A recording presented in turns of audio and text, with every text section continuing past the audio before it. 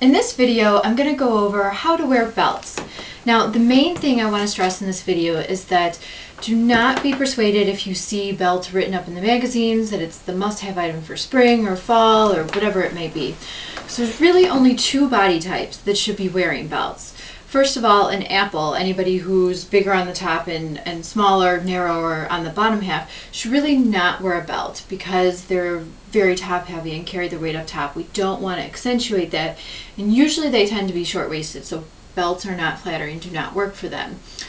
The other one is a rectangle, anybody who's straight up and down, kind of a boyish figure.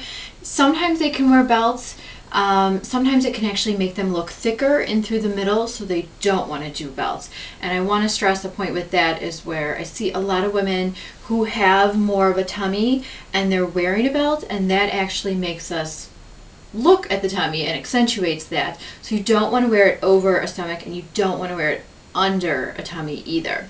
Now, the other two body types that really should wear belts and are really suited the best for accessorizing with belts would be a pear, so something that they do have a natural waist, they do go in, smaller on the top half and then larger on the bottom half, and then an hourglass, which is what I am, so shoulders and hips are in proportion, and like a pear, it do have a naturally defined waist, so I want to use belts to accentuate that and show off the smallest part of me, which is my waist. So what I have on here today is you don't really, if you're wearing belts with pants or jeans or anything like that to keep your pants up, your pants are too big. So you need to have them tailored, nipped in at the waist, or you need to buy the next size down. So that's because what I'm wearing a high-waisted pencil skirt. So my belly button is here. This is not where I would wear my pants.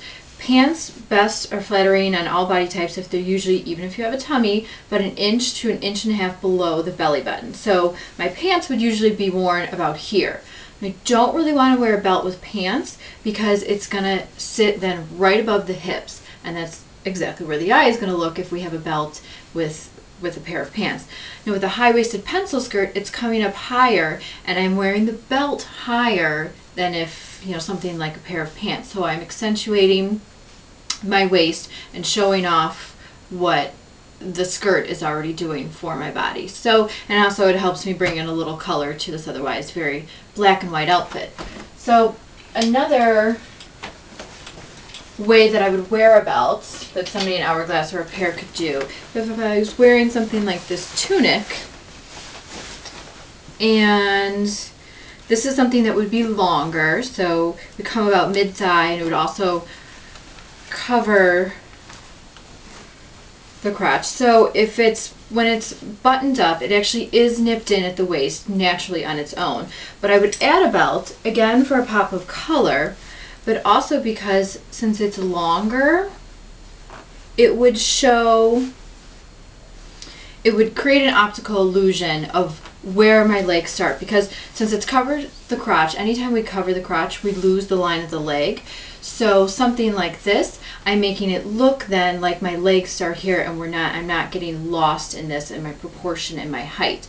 And you always want to make your legs look taller and longer than your torso, because that helps make you look taller, and height helps balance out width. So I would add a belt to this, and again, notice where I'm wearing it. I'm wearing it higher. I'm not wearing it here like where I'd wear my pants. I'm wearing it here, the same place I was wearing it with the skirt. So the other thing I would wear a belt with would be anything that I buy that's too blousy, or it's not fitted, it's not nipped in enough at the waist. And that would be something like this top. And this would be a good rule of thumb for anybody. Anytime you wear anything too blousy, you need to either make sure you do something very fitted on the bottom half, or when I buy something that's not fitted, I need to make sure I can tuck it in to something like a high-waisted skirt or maybe a pair of high-waisted pants, or I experiment and see if I can belt it. So I could do the pink belt with this, but I could do metallic. I think the orange kind of pops nicely off the navy. So this gives this shirt some structure and shows off my waist. Now, if I had a middle, if I was a rectangle, I would not want to belt this, because then this would highlight an area that I'm trying to camouflage. So you only want to do this if, you know, it looks like you've nipped in at the waist, or you do automatically do that. and it's the smallest part of you. So not enough structure on its own, but the belt helps give it a waist and bring it together. Now, a rectangle, like I said, can sometimes wear a belt.